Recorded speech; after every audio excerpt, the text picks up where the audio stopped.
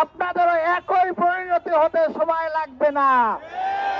আপনারা যদি খুনি হাসিনার পথ অনুসরণ করতে চান, ছাত্র জনতা আপনাদেরকে ঠিক একইভাবে খুনি হাসিনার পথে পাঠিয়ে দিতে সক্ষম আছে।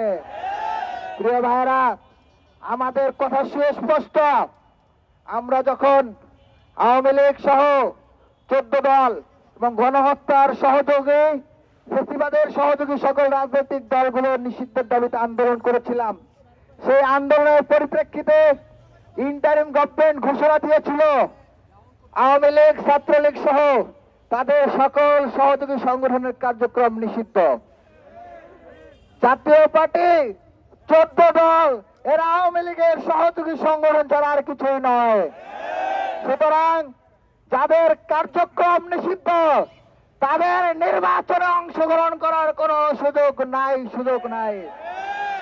যারা যারা এই জাতীয় পার্টি সহ 14 দল, এনডিএফ এবং ফেসিবাদের সহযোগী যে সকল ব্যক্তিরা যারা স্বতন্ত্রভাবে নির্বাচন করছে এবং যারা নির্বাচন করার সুযোগ করে দিচ্ছে, তাদের প্রত্যেককে বিচারের মুখোমুখি করতে হবে।